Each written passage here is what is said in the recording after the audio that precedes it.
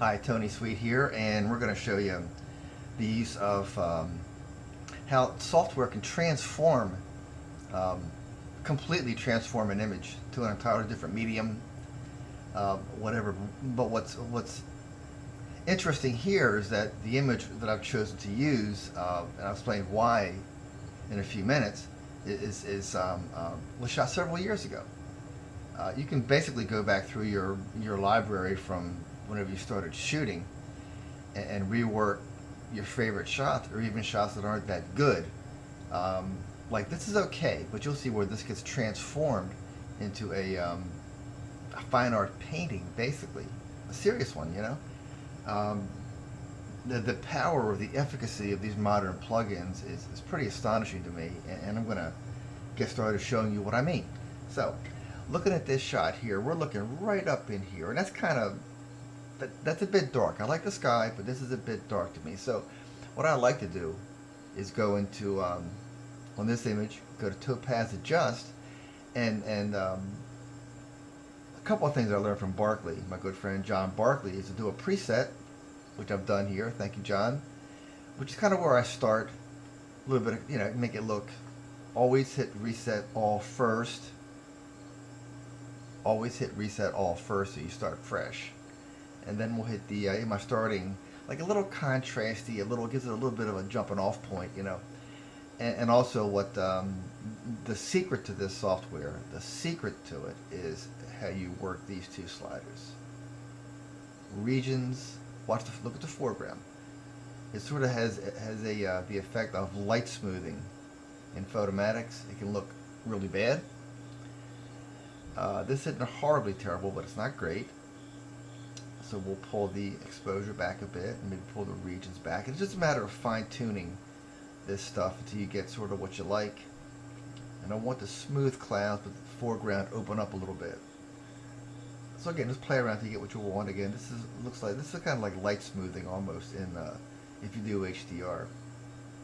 And all that I want is to bring the houses in the foreground up just a little bit. There you go. And there's View Original.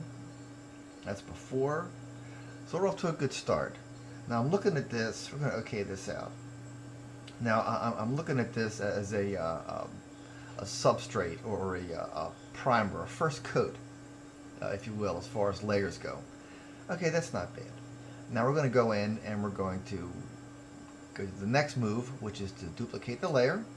And here we're going to go to the overarching theme, which is like watercolor. We make this a watercolor painting. Now here we are in SnapArt, and they have some default settings, like your favorites. Just click through these. I like some better than others. And then we'll go down to here and see what that does. Come on, there you go.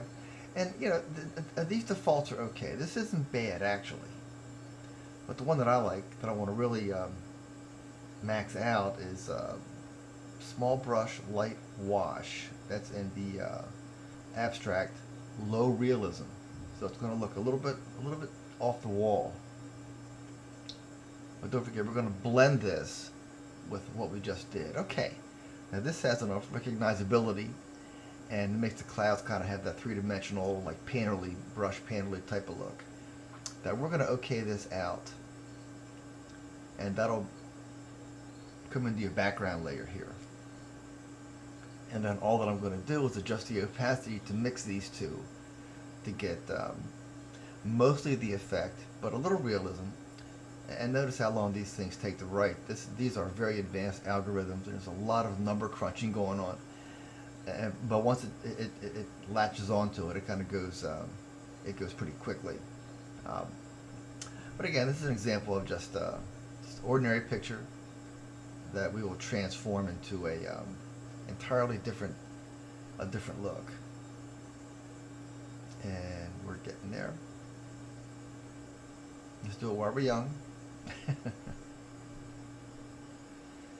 There we go. Alright, so there's 100% of what we just did.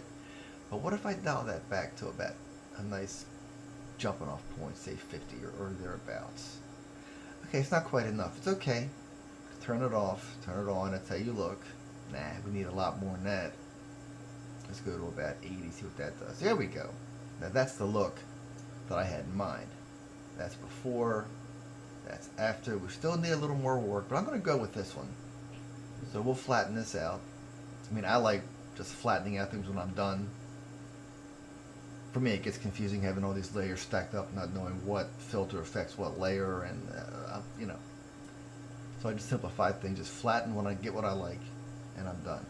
Now, this is a little bit flat still, so we're going to create another layer. Always work on separate layers, and we'll go into filter, and we'll say exposure 2, which is an alien skin. It's the best film emulation software out there, and I'm going to set it to Velvia 50, which I know from shooting that for about a decade what it should look like.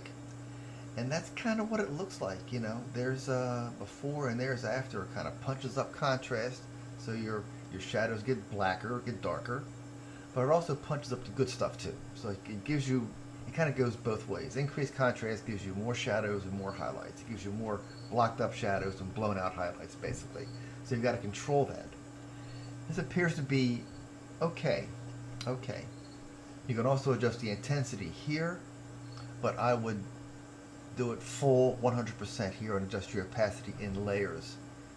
You have a lot more flexibility there. So we're going to okay this out and get the Viveza effect. I'm sorry, it's confusing.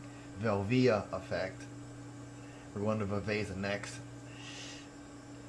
But here's our Velvia 50 look. There you go. A lot more color punch. You know, it's got a lot more edge to it, but it does block up the shadows. So I'm going to just flatten this out because I'm done. I like it. It's no problem. And now we'll pick Viveza because I want to target certain areas to deal with. Okay, Nik Software and Viveza right here.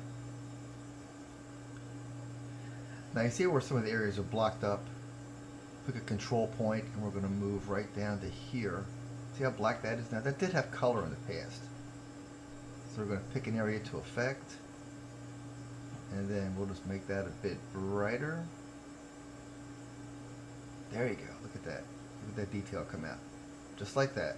Holding down the space bar, clicking on the image, you see your before and your after. You see little touches like that are what's critical. And I'm looking up here.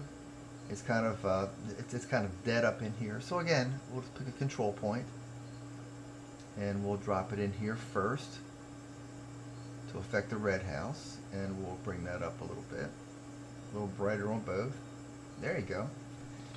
And then we can hold down Option and duplicate that point and bring it to the greenhouse over here, and we'll expand it just a little bit. Pick up the shadow. Or the reflection, I mean. There you go. Now, spacebar, click on the image, before, look at that, and after. See a little bit of life in there when it's brighter. And we're going to okay this out.